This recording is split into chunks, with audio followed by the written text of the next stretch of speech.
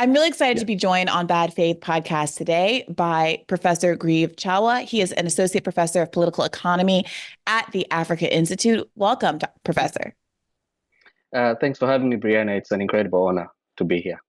I mean, the honor is really mine. I have been wanting to cover the protest in Kenya for a few days now and was really excited to see not just some of your other bits of commentary on the internet, but that you've had kind of a longer tail of commentary and substantive research on the question of how international monetary organizations, the World Bank and the IMF, have contributed to the underlying financial crises that really provoked the protests that we saw emerge last week. So I want to start by just laying the foundation for those folks who haven't been following what's been happening in Kenya.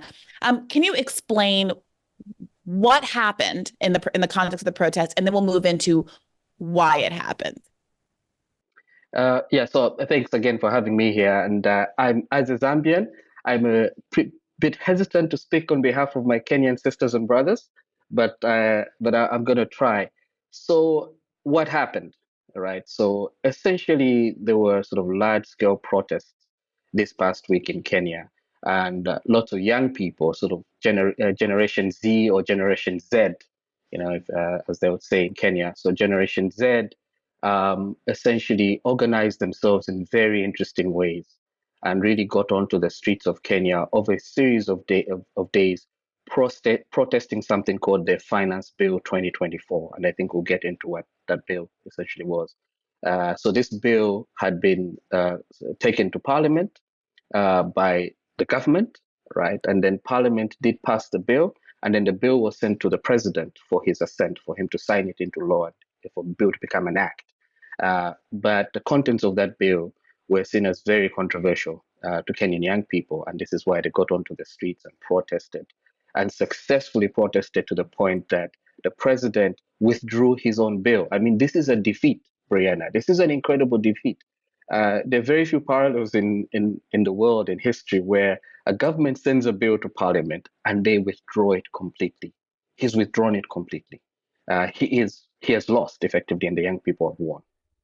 Yeah, it's a pretty incredible outcome, and we should note these protests were incredibly large scale, and the police response to them is also notable for its disproportionality. Over 20 Kenyans were killed. Police officers shot live rounds and rubber bullets at protesters. As you mentioned, these protests were led by young people who were able to deploy social media to great effect to get people out into the streets, using both Instagram and TikTok, apparently using ChatGPT to kind of quickly answer the public's questions about what was in the bill. There were abductions by the police that were met with criticism from the public, obviously, but also from opposition parties. And so the question then becomes, what was in this bill that generated such incredible public outcry that frankly was, as you point out, successful? So what was in the bill? So there's a long history to why this bill came about to be and why the bill took the form that it took. So Kenya, like many African countries and many other countries in the global south, is in the midst of what I would like to argue is an IMF-induced debt crisis. So it's in the midst of a debt crisis. And that debt crisis, essentially Kenya is carrying a huge debt to the tune of $35 billion or $45 billion, which is a lot for the size of the Kenyan economy. And this debt has to be serviced. So interest payments have to be paid out of this, and what I call an unjust debt anyways. So what the government in Kenya was trying to do is to pay for this debt by essentially taxing low income, really sort of the working class, low income, and tackling the kind of goods and services that are particularly important for the everyday person in Kenya, right? So you'd find that this bill was introducing a tax on bread, so what you call a VAT, a value-added tax on bread. It was introducing a tax on like mobile money transfers, and as you know, in Kenya, sort of the everyday person uses their cell phones to do transactions. So the government was trying to introduce a tax on those transactions. Essentially, the government was trying to tax the everyday Kenyan, but let go the multinationals, not tax the multinational corporations, the very wealthy, the global transnational corporations that are based in Kenya, that kind of thing. So essentially, this bill was trying to pass the buck of meeting this unjust debt to the everyday Kenyan. And this was considered unjust. It is incredibly unjust. And this is the basis behind which the young people organize themselves in the way that they organize themselves. And they were calling this an unjust finance bill. Why is it that the typical Kenyan is having to pay for this unjust debt, whereas the wealthy Kenyans, the elite Kenyans, the global capitalists, the global multinationals that have been harvesting money out of Kenya are going scot-free? Why aren't we raising taxes on corporations in Kenya? These are the kinds of questions that these young people were sort of raising. Why are we trying to tax hygiene products for women? Why would you do anything like this? Why would you levy a tax on bread? So these are the kinds of questions that the young people in Kenya were asking. They didn't get satisfactory answers from their leaders. If anything, what they did get were this old sort of neoliberal lecture about, oh, if you incur debt, you've got to pay, and somebody's got to pay for it, that kind of thing. So essentially, this really frustrated the young people, and they saw themselves as having no choice but to make their voices heard in the way that they did this past week. Yeah, and just to underscore that as well, I mean, you mentioned this tax on bread. Apparently, a 16% sales tax on bread, a 25% duty on cooking oil. I mean, these are significant price increases for a population that is already, as you described, struggling to make ends meet. When at the same time, I was reading some commentary about perceptions of excesses in President Muto's administration in terms of spending money on redecorating, I guess it's personal offices or residences, and other sorts of gratuitous spending and lifestyles of people in his administration that reflect a level of corruption that makes the choice to raise taxes on regular working class people especially onerous. So now I want to get into, I think, the meat of this. The really meaty question here is, why, one, does this debt exist in the first place? And how do these international financial systems operate in a way that seemingly extends the debt crisis in perpetuity instead of getting countries to a place where they were able to stand on their own 2 feet, which is the ostensible goal, I would argue, of or a stated goal, at least, of these organizations when they were first put into effect following World War II. And feel free, by the way, to go back as far in time as you'd like to kind of set up our understanding of how these organizations came to be and what their nominal purpose has become. Thanks, Brianna. That's true. I mean, if you think about it, right, like you said, the ostensible goal of these global institutions is, it seems on the face of it, just and a great thing to do. Because at the end of the day, we live in one world, right? We live in a world that essentially we're all brothers and sisters in this world. We've got to help each other out. We've got to coordinate how the economy, the global economy works. We've got to coordinate instances of deficit. Some countries will have deficits. Just like at a personal level, I imagine, Brianna, you've got friends who call you up once in a while. You call up some friends and you say, hey, look, I didn't have a great month. I need help, right? So essentially, the International Monetary Fund was set up with this goal in mind. At least that was an ostensible goal. The goal was to say, following World War II, right? And part of the cause of World War II was the fact that we had global monetary imbalances that essentially partly led to World War II and many other reasons why World War II happened. But part of it was a financial reason. There was hardship in parts of the world that made citizens in those parts of the world amenable to fascism, for example. So essentially, then the goal was, after World War II, we need to create multilateral organizations that coordinate a bunch of things. One of those things is international monetary arrangement. One of those things is that we're always going to have situations where some countries are in deficit.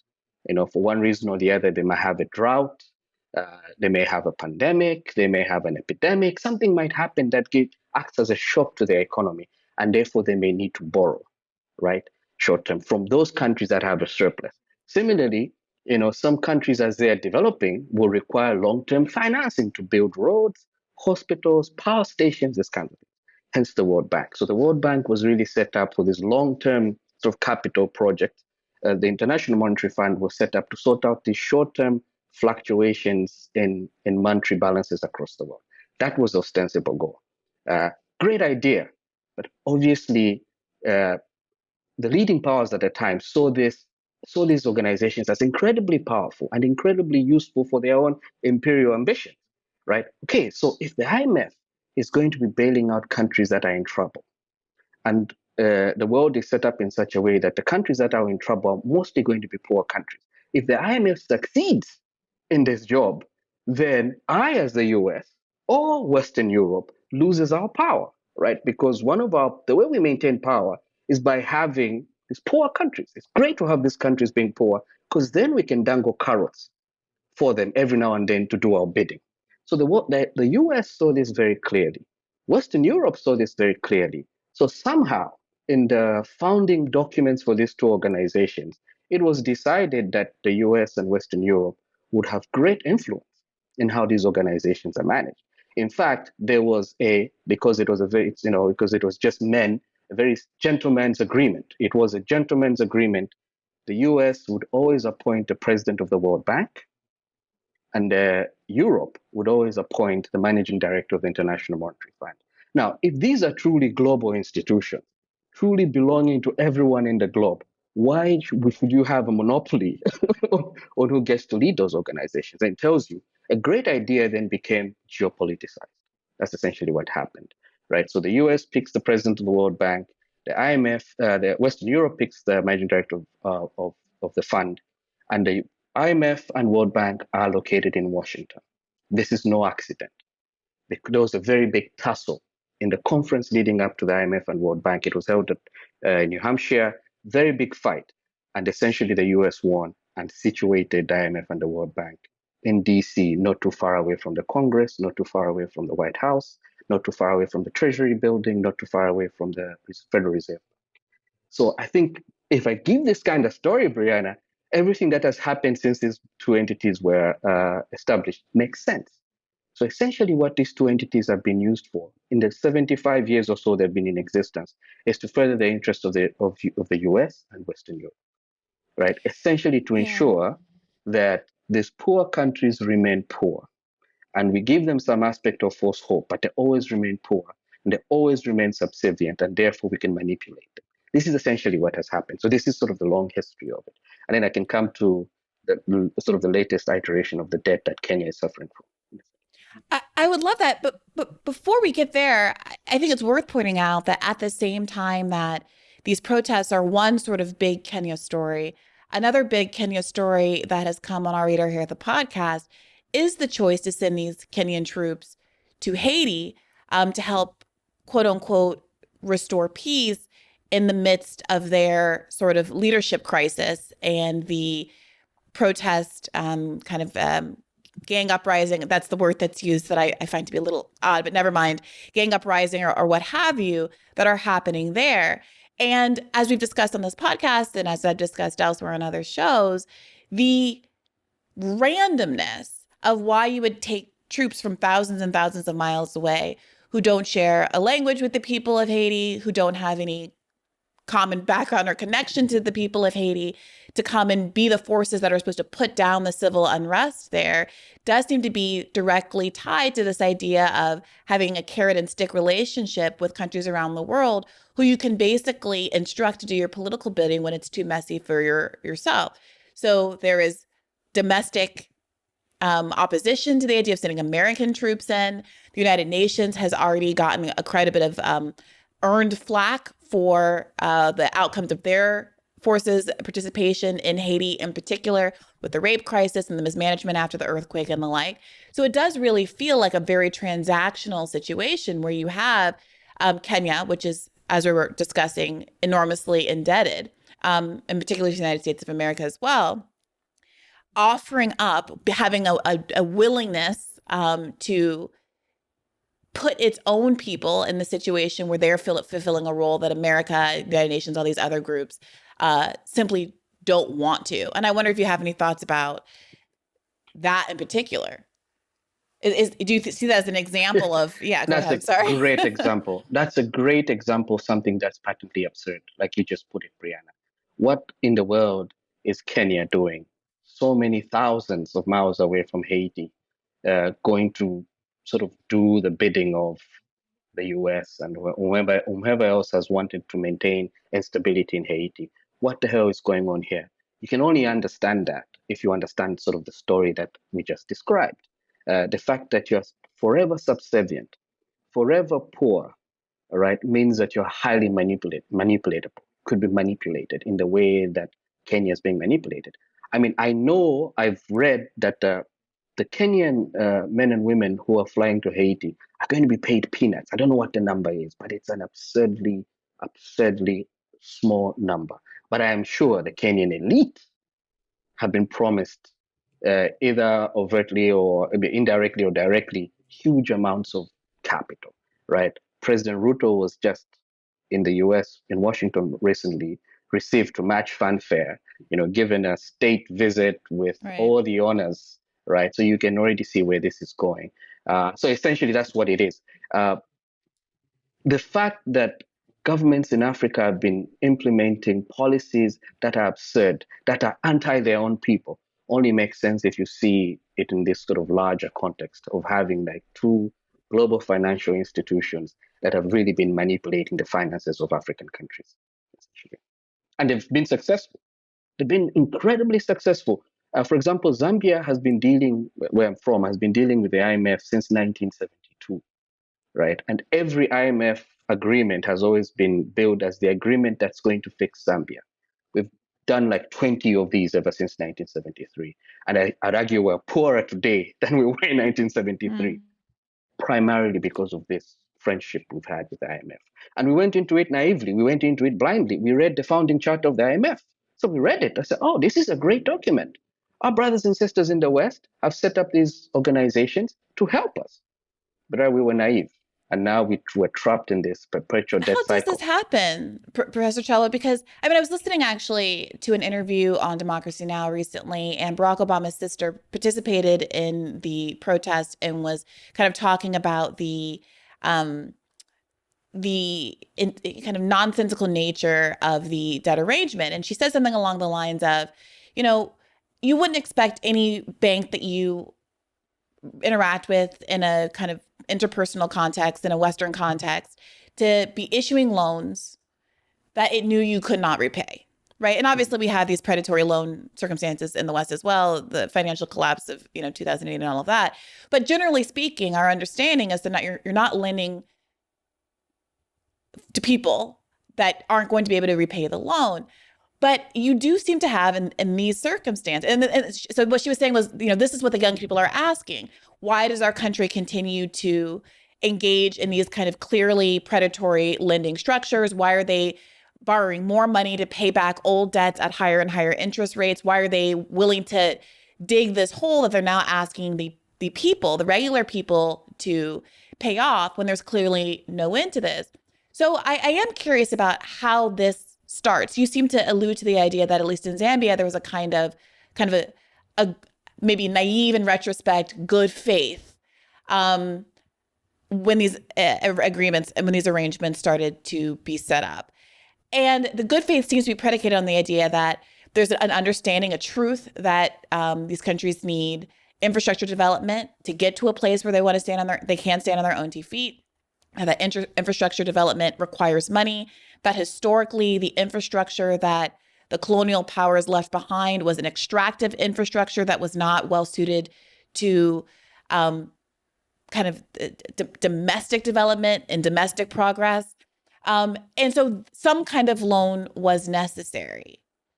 Mm-hmm. It seems now impossible that these loans are being given in good faith. And over the decades and decades of these relationships, it seems that there's very little in terms of the fruit of that relationship actually having materialized, especially as you compare these sorts of development that seems to be coming much more fruitfully from other large developing nations, places like China, for instance. So can you unpack a little bit of why that is? Yeah, so I mean that's very interesting, and you're right to allude to Barack Obama's sister, and the question that she sort of raised on Democracy Now, and that's the classic question. Why would you lend to somebody who can't pay back? Because you want to maintain control. That's the point. The point is not the loans. I mean, These loans are tiny. By the way, Brianna, if I had to give you an amount, like Zambia owes $16 billion. $16 billion is nothing for the IMF. It is nothing for the World Bank. It is nothing for the US. If the US was genuinely committed to helping Zambia out, $16 billion is a rounding error. It's like pocket change. But the point is not that debt number. The point is having debt for control purposes.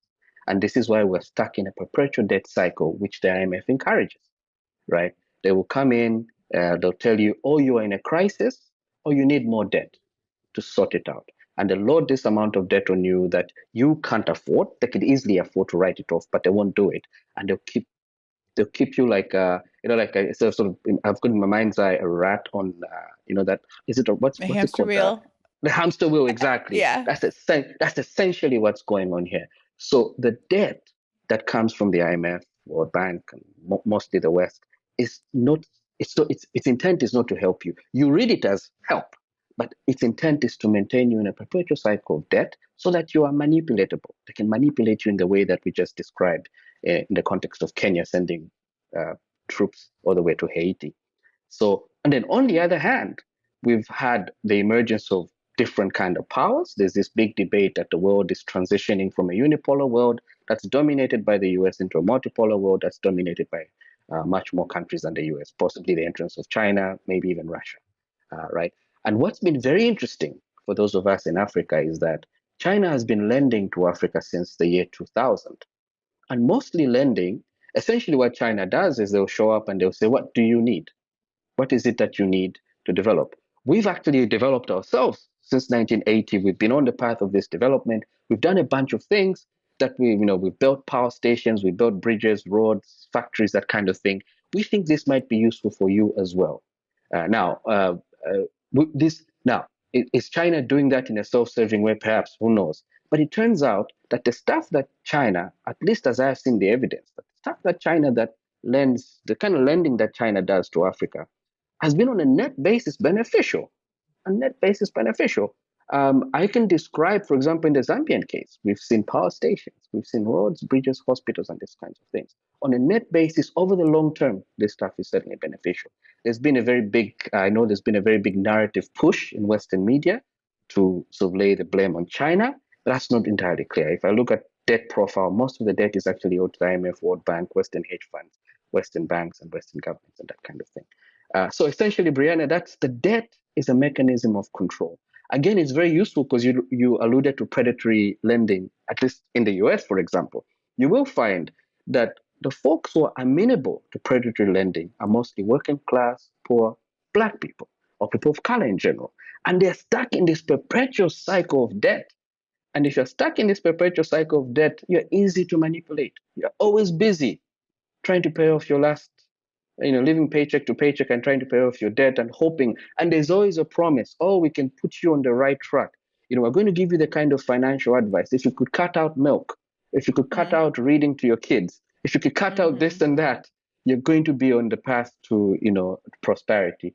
Similarly in Kenya, Kenya, if you can cut out support to your farmers, if you can cut out, making bread affordable to your people, if you can cut out spending on healthcare and education, you're going to restore your path to prosperity. But this is bonkers. I mean, actually prosperity is investing in those things that sets you free. But the point is that debt is a mechanism of control. The point of the debt is to control you. Yeah. And to stay with that kind of interpersonal example as well, I think part of why this resonates with people so strongly is because they know what the implications are of being deeply indebted is on a personal level. That it also enables employers to seduce you into extremely low wage jobs because there's no alternative. If you don't also have a social safety net and ability to have health insurance outside of the context of your work, then again, that's another inducement to settle for very poor labor conditions.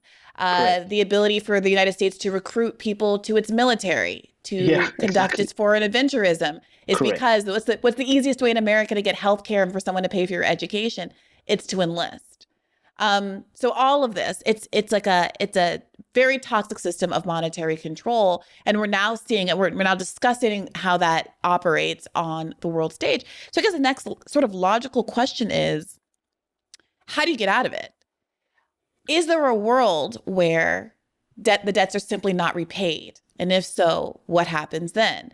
You alluded to the rise of a multipolar world, BRICS, which we discussed on the show, the emergence of the BRICS Bank, um, you know, efforts to de-dollarize. I mean, what do seem like some of the more likely solutions for countries, including Kenya, including Zambia, including so many others, getting out of this um, controlling debt cycle? I mean, yeah, that's an interesting question. And before I answer it, I wanted to go back just briefly to what you said about using debt and desperation to have people enlist to supply their labor to the military, supply their labor to low-wage jobs. By the way, this is a long history. For example, during colonialism, one of the ways in which you got African men and women to supply their labor. All right. I mean, if you think about, so why would a man in sort of like 19th century Zambia, late 19th century Zambia, early 19th or early 20th century Zambia want to go work on a mine? Hmm. They were doing their own thing. Why would they want to do that? So the colonialists introduced the hat tax. They said a hat, a village hat. If you've got a village hat, you're required to pay tax, and you pay that tax in sterling pounds, right? So, like, you've got to pay that tax in sterling pounds. So immediately they confer a debt on you, right? And then you have no choice. Where do you earn the sterling pounds? When you work on the mine. So then you can get forced labor. It's like essentially it's Hmm. slavery in a very different form. So this mechanism of control and coercion and coaxing has got a very long history, and I think it's important to sort of see these kind of long historical links to it. So how do we get ourselves out of this debt problem? The question you're asking, Brianna. I mean, is it possible to say that we're not going to pay? I think it is possible, but you've got to be together in this. You've got to get together, hold hands, and say, guys, girls, we're not going to pay this debt. Uh, Thomas Sankara suggested it in 1987, right, at a meeting of the Organization of African Unity in Addis Ababa. He said, folks, we're drowning under this debt.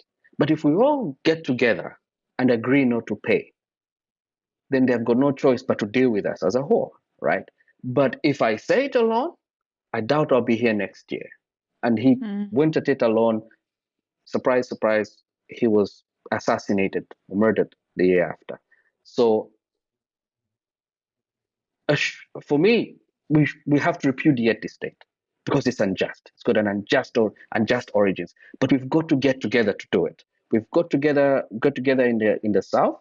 We've also got to work with people like yourselves, at the heart of empire, the working class people in the north.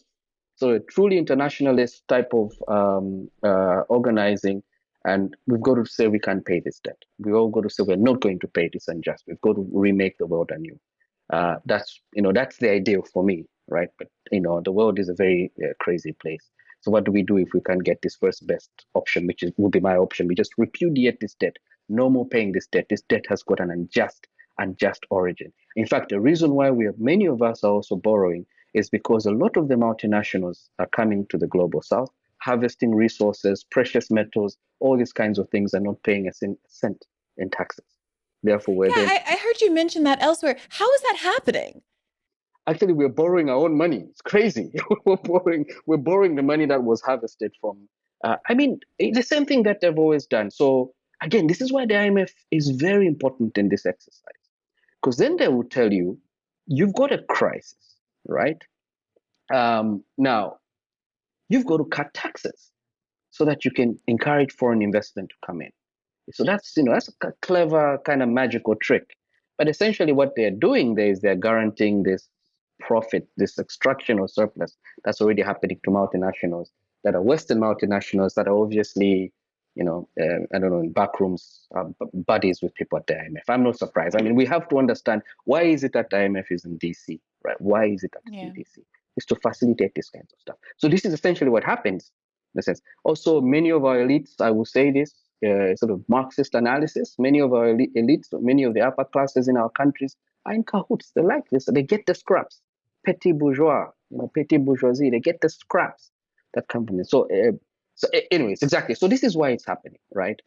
So my second best uh, option, if we can't repudiate the debt, we've got to think, first of all, how do we close these tax loopholes? That's one thing.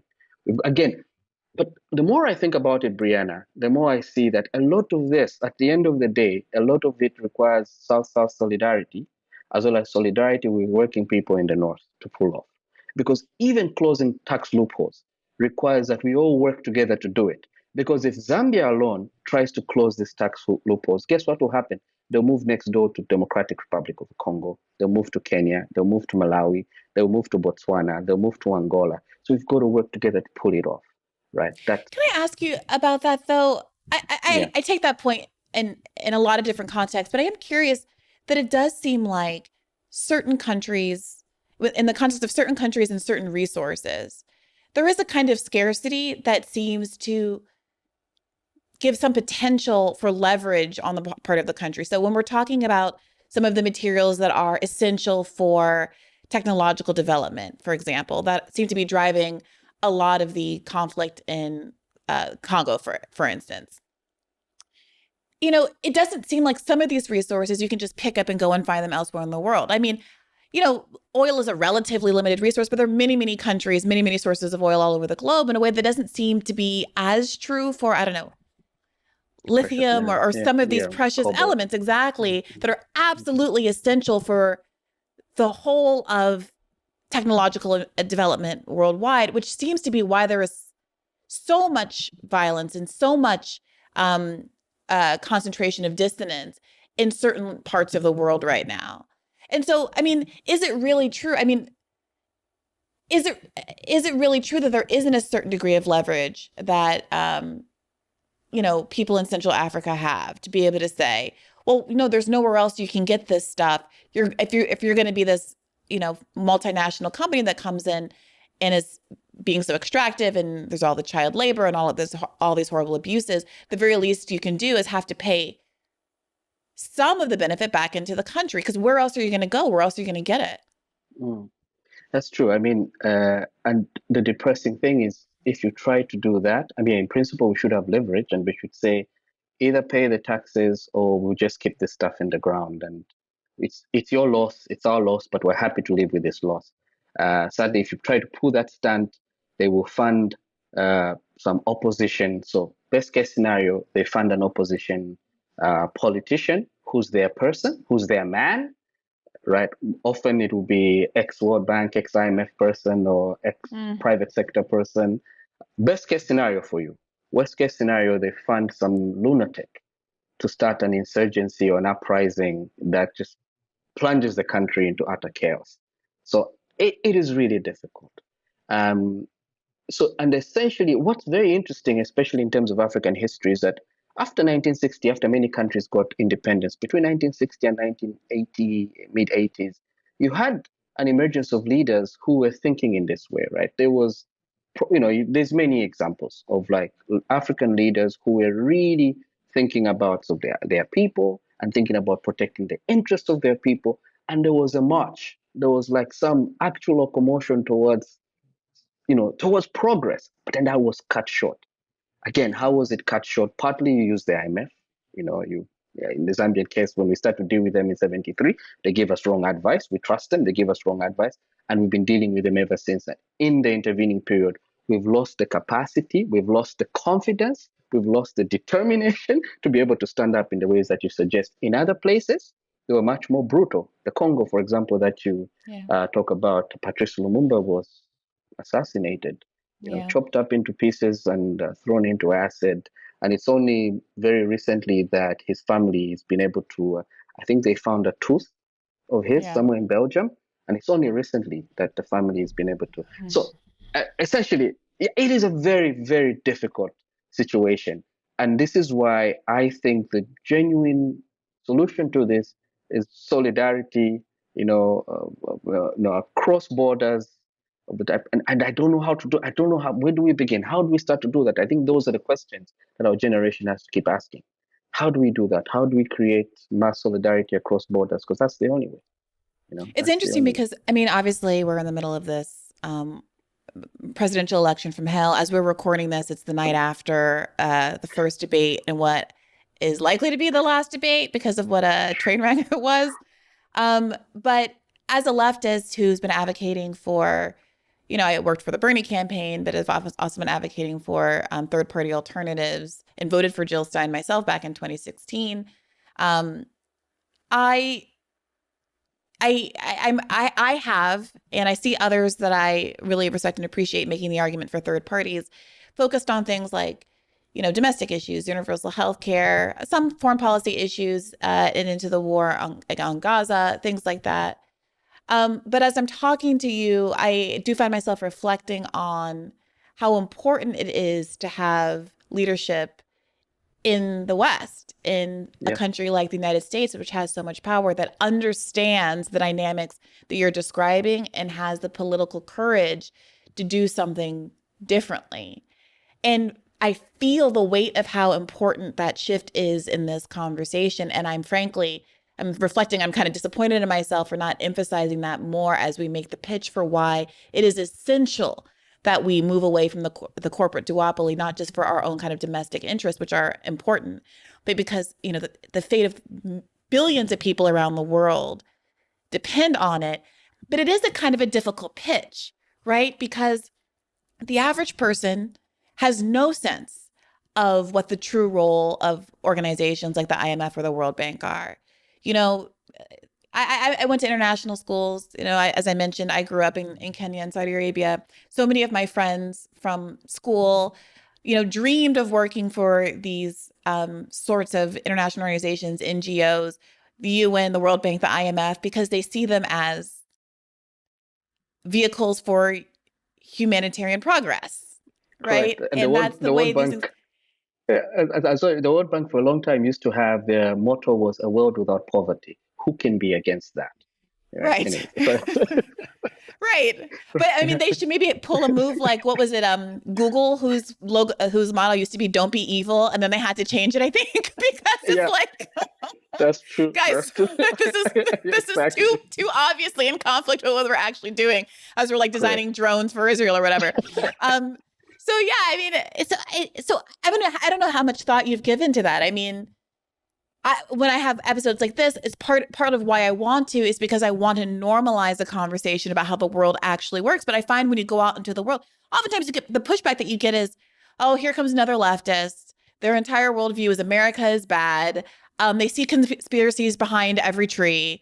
Uh, and without kind of an hour long to kind of build the foundations of these sorts of arguments and to walk people through the history and to have very specific citations that don't seem like you're just like randomly punching at well-meaning Europeans, let's say. Um, I find it can be difficult to get the Mm. public sentiment where it needs to go. I mean, you're right. I mean, our struggles would be a whole lot easier if we could get our sisters and brothers in the US to mobilize, for example, to demand either the eradication of the IMF or World Bank or a massive reform. I much prefer that they're completely burned to the ground and we truly build global sort of multilateral monetary corporations.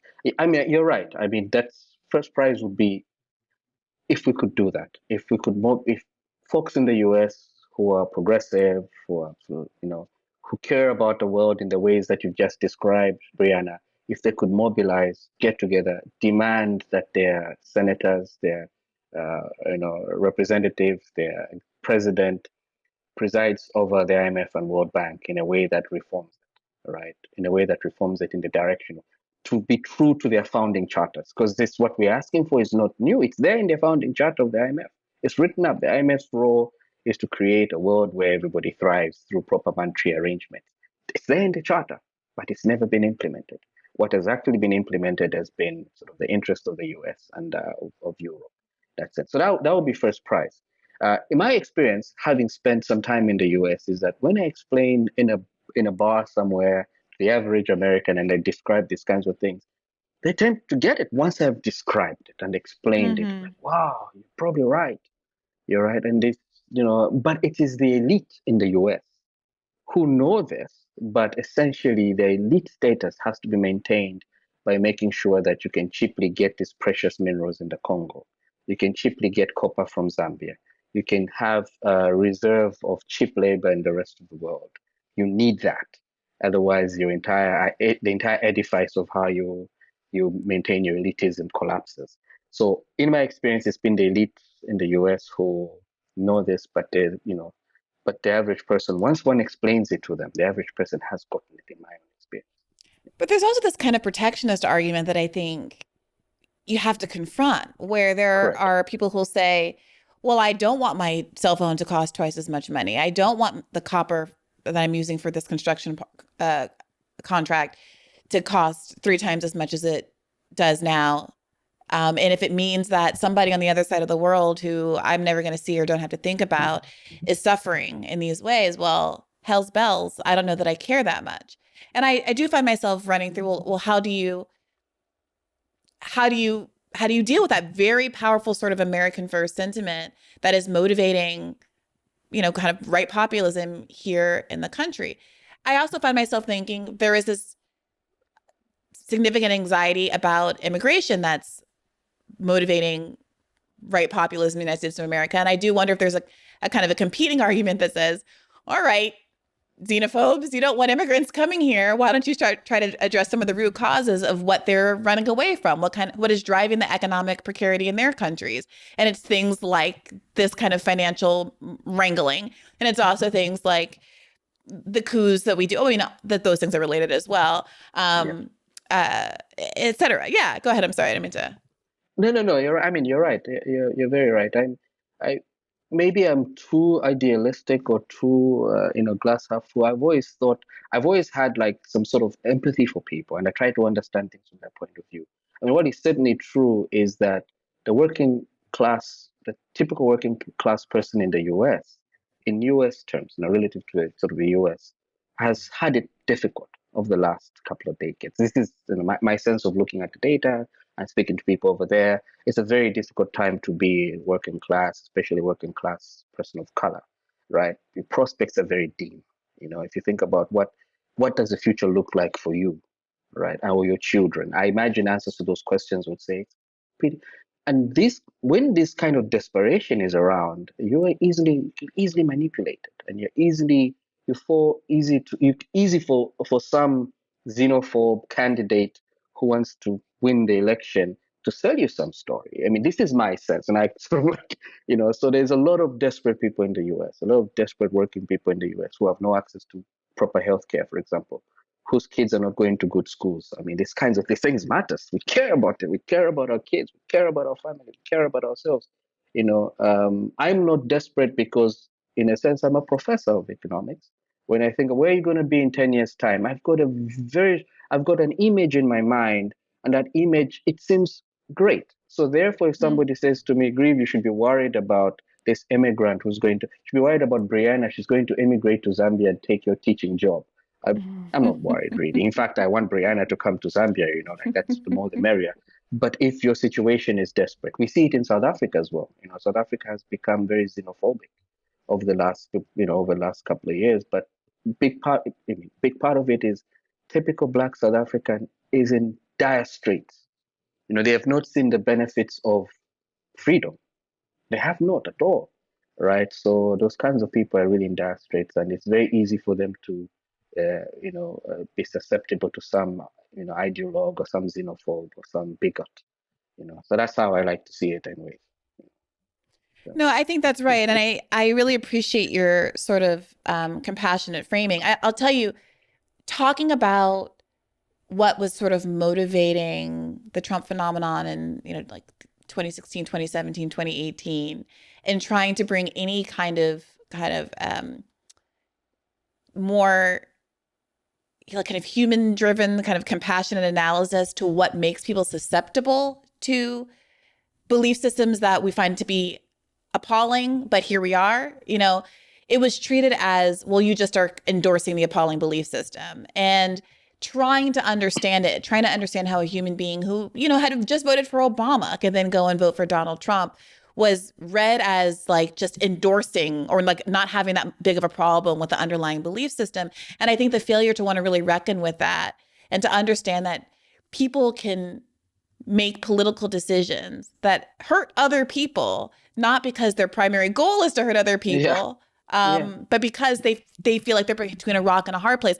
And that fact that that rock and a hard place has been very carefully constructed to serve as exactly that kind of tool as coercion, both on the domestic level, the interpersonal level, and on the international world stage, as we were describing, is such a misstep to not understand that that's the dynamic that we're trying to get to the bottom of, and that we have to understand if there's any hope in resolving this.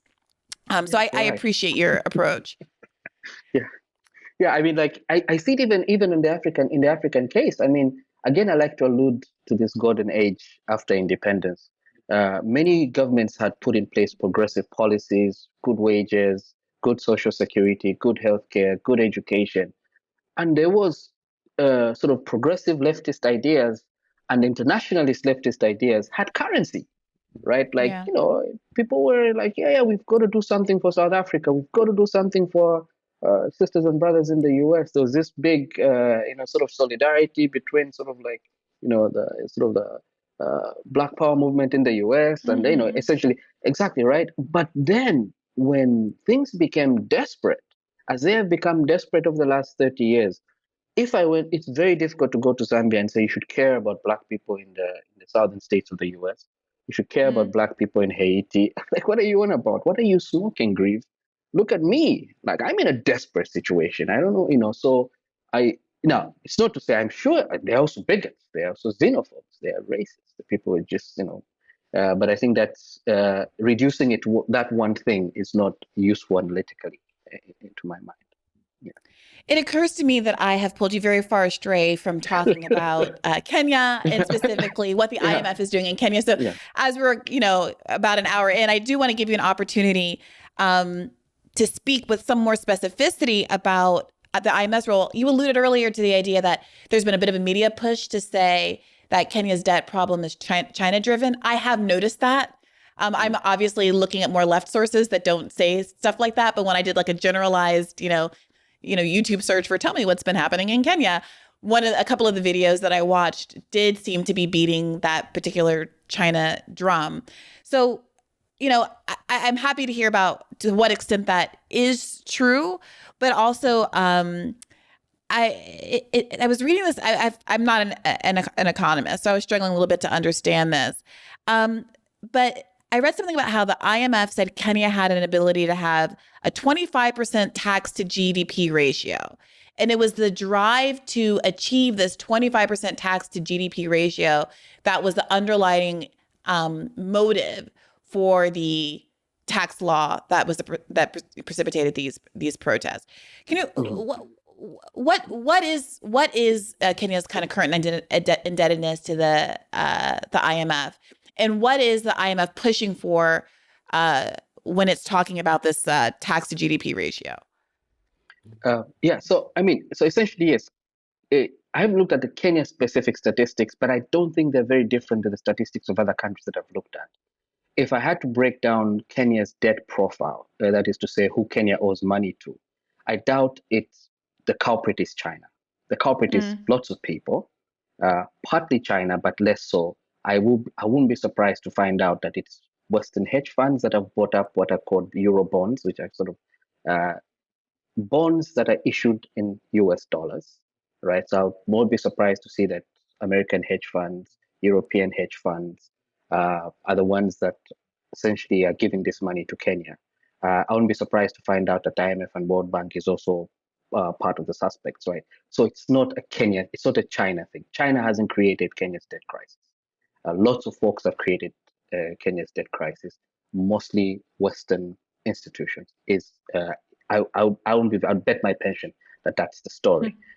Now, so when a country has a crisis like this, the traditional solutions of the IMF have always been the kind of solutions that don't permanently get you out of debt.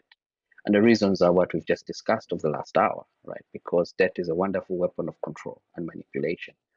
Now, in the specific Kenyan case, where they are trying to get uh, the tax to GDP ratio to 25%, so they're trying to get the Kenyan state to collect a lot more taxes. Now, in theory, that's a great thing when you collect more taxes, provided you're going to spend it on the people from whom you've collected these taxes. by giving them good health care, by giving them good education, and so on and so forth. That tends to happen in some of these social democracies in Scandinavia, for example, where they've got incredibly high taxes, but then that money is sent back to the people, right? In terms of free healthcare, free education, and so on and so forth. Now, that's in principle a great idea. In practice, the way the IMF was trying to have this thing implemented is we should then ask the same question: who's going to pay this tax? Okay, 25%. Who's going to bear the burden of this additional tax? And classic IMF style, it's the working class. Forget the multinationals. Forget the big mobile telephone companies. Forget the banks. Forget the, essentially. So, leave the banks out of this. Leave the wealthy out of this. But let the poor carry the burden. We perpetually maintain them as the poor. So that's essentially what was going on here. In principle, yes, the Kenyan state should collect a lot more taxes, because if it collects a lot more taxes, it becomes a lot more capable. It means it can deliver a lot more services to its people. But the problem is, in this particular case, the collecting a lot more taxes was going to be carried by the poor, and not the banks, not the multinationals, not the wealthy, and so on and so forth. And this is why this protest happened, because the everyday person could read and see it. And then they Yeah. talked amongst themselves, which was incredible. And they share, and yeah, they used social media. They were sharing infographics. They were sharing all these bits of information that made it very clear that the burden would be on the working class poor person, not so much on the And elite. it's a fascinating example, a fascinating kind of model that if I were, the IMF, if I were the CEO of a multinational corporation, I would be extremely worried about, Yeah, um, because it worked, right? I mean, really wrap your brain around this. A bunch of Gen Zers yeah, got on their cell phones, made some yeah, effective infographics, shared basic information about a tax bill that was going to disproportionately hurt them while letting off the hook the wealthiest power brokers in the country, including corrupt members of government. They stormed the parliament building where they were deliberating this bill, yeah. burned down part of it, right? Set part of it on Amazing. fire. And then, Yeah, a couple of days later, the president's like, okay, fine, I won't do it. Well, hell's bells. If that's all it that's takes, huge. Sure. let me get my pitchfork and head down to the Capitol. Okay, January 6th, let's try the 4th of July. How about that? And see what we can get done. Yeah, you're right, Brianna. And like you said, if you're a CEO of a multinational, if you're the president of Kenya, you'd be worried. But I think this is why what happens next is incredibly important.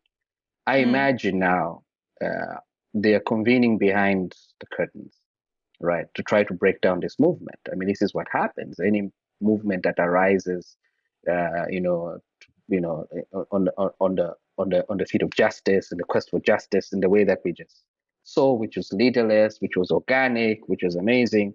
I imagine now there's attempts to infiltrate.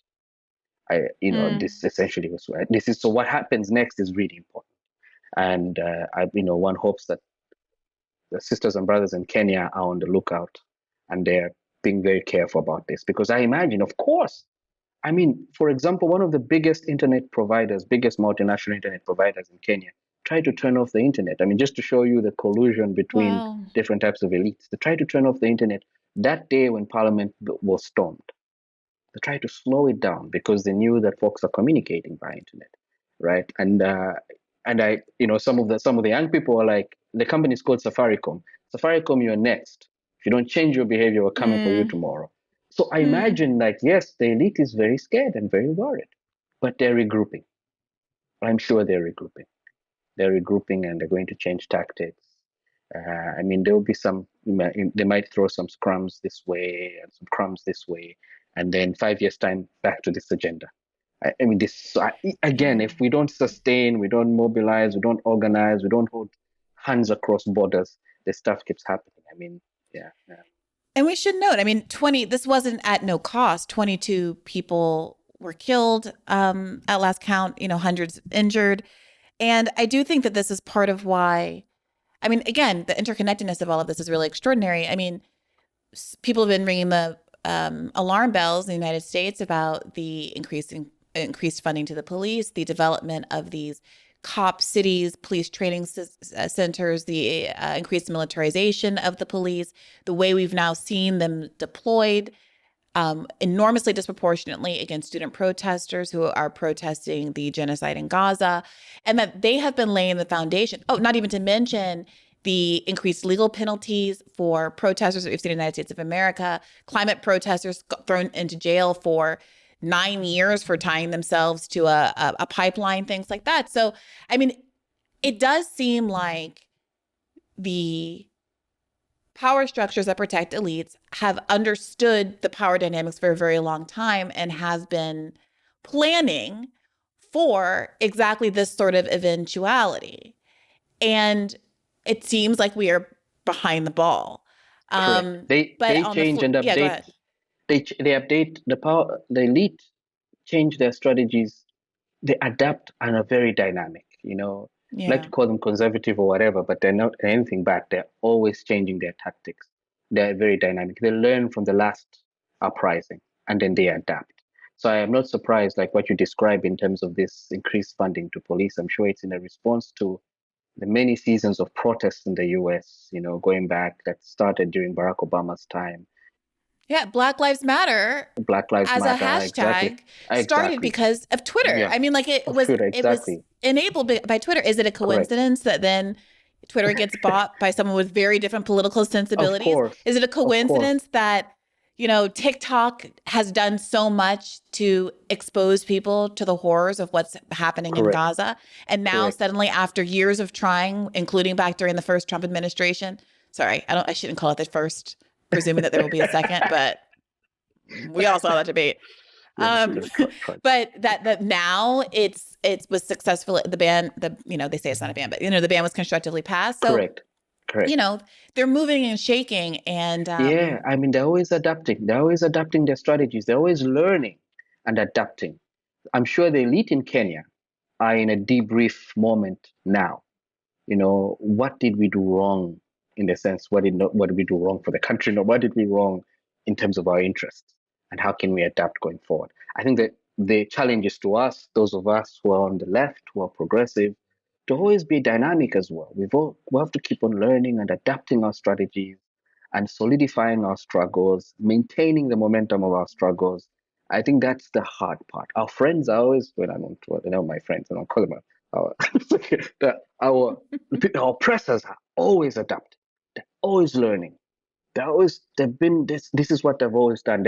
At the IMF learns all the time. In the 90s, when folks were complaining that the IMF is bringing misery to the global south, to Africa, they then changed and they said, oh, actually, we've heard your cries. Guess what? Now we're going to do things differently. Public relations effort, they sort of cosmetically made it look like they had changed, but at the surface, they were still doing the very same thing. So they adapt. They always adapt. They always learn. They always, iterate. Oh, you're complaining about the absence of, black people in leadership. Oh, we're going to get a couple of black boards of directors at the IMF. Look, now mm-hmm, we've got a Zambian. Hey, they forget to mm-hmm. mention it's from Goldman Sachs or from Lehman Brothers or wherever, or from Merrill Lynch or wherever. But anyways, the point is, the people on the other side are always adapting their strategies and they're always learning and they're always iterating. There's something that we have to do ourselves as well. Yeah. It does feel sort of like, I mean, the prospect of fighting and winning is frankly overwhelming in this instance, as it is in so many other things that we talk about on the show. But I do find myself looking at the China example, Mm. and the kind of possibilities that China is opening up in terms of breaking the Western stranglehold on not just economic systems, but frankly, kind of military might. I mean, just to be Mm. honest. Um, and I do wonder about whether you're hopeful at all about, BRICS, um, uh, and other kinds of global South driven economic arrangements, the possibility of that breaking the stranglehold and kind of forcing Western financial institutions into playing ball, being more fair. Or do you think this is gonna end up in global conflict? Because there's a way to read, obviously, the Ukraine conflict as exactly this, as a struggle between economic systems, Russia being the West, making their pitch inside of Ukraine, and to the extent that there was some concern that Russia might have been a voluntary choice for the people of Ukraine, we got to do a coup to make sure that that doesn't happen. And we've got to bring them into NATO, and we got to force them back into the West. So, I mean, do you see optimism in the rise of China as an economic power and the development investments that it's made in Africa and in other places around the world? Or is that just going to bring us closer and closer to this tipping point of, frankly, World War III? I mean, yeah, that's a very interesting question. And at different times, I felt different emotions. But I think the more the merrier for those of us in the South. The more options we have, the better, right? And I think, in a sense, theoretically, it then disciplines those people who've been behaving very badly to behave a lot better, right? Because there's been great worry. Oh, China has gotten a foothold in Africa. We're remaining behind in the in the US. And what do we do? For example, surprisingly, the US wants to build a rail line from one port city in Angola to the sort of heart of Zambia and the DRC. Obviously, yes, they No, want I to get know access to minerals. America. Okay. America, which can't even get my Amtrak together, Exactly, is not exactly. going to be building. I Well, realize, I'm I know, sorry. right? No, Seriously. I'm with you. But even the very fact, and you're right. When I read about it, I laughed, right? But I think the very fact that they're even having these hallucinations is a response to what China has done. But let's not kid ourselves. There's intense pressure on China.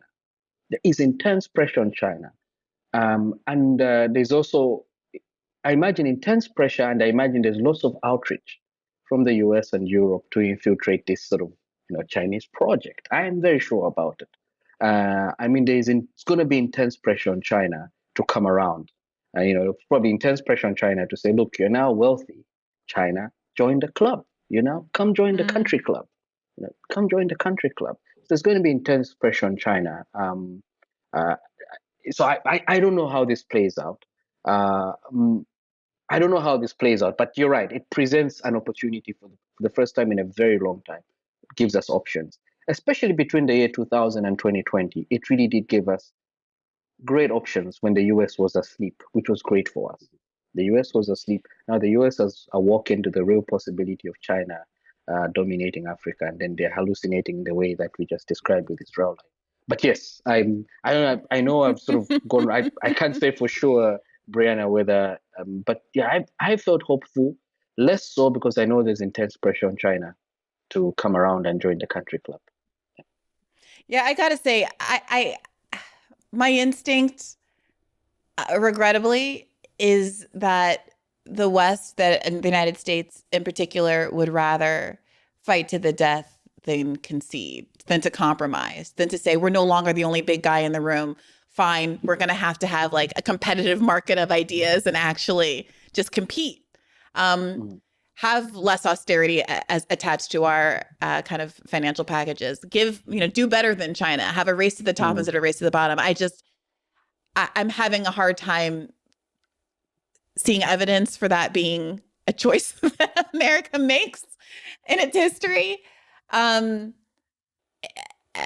so I don't know. I guess buckle up. We'll see where this goes. That's true. Look, We're living in very interesting times. Yeah, we're living in very interesting times.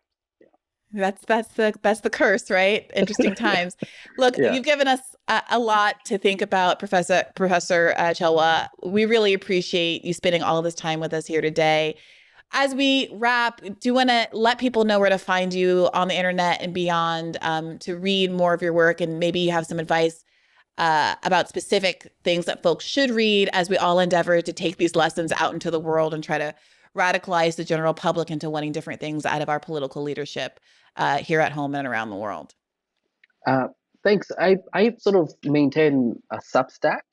It's gchelwa.substack.com. So I often sort of write a lot sort of anti-IMF rant there. So there's some stuff there, and I often will sort of like cite some classic sort of progressive thinkers, both in the US and outside the US, folks who've thought about these things. These ideas are not new. They've been around. They've been around for a very long time. So Writers in Africa have written about this. Writers in Latin America have written about this. Writers in Asia have written about this kind of stuff. And I often have suggestions on that Substack. So folks can find me there, and they can find me at Twitter as well, at @Chelwa. Yeah. Perfect. All right. Yeah. Thank you so much for joining. I really enjoyed this conversation. Thank you to all of the listeners for tuning into Bad Faith Podcast. You can get an additional episode of Bad Faith every week at patreon.com/badfaithpodcast. Thanks again for tuning in. Take care of yourselves. And as always, keep the faith. Hey, YouTube. Thanks for watching. Just a reminder that this is a podcast. You can catch an extra premium episode every Monday for $5 a month at patreon.com/badfaithpodcast. That's patreon.com/badfaithpodcast for $5 a month, an extra episode every week. Additionally, please do consider liking this video, subscribing to this channel. It helps us out. It helps independent media beat the algorithm. We appreciate you. And as always, keep the faith.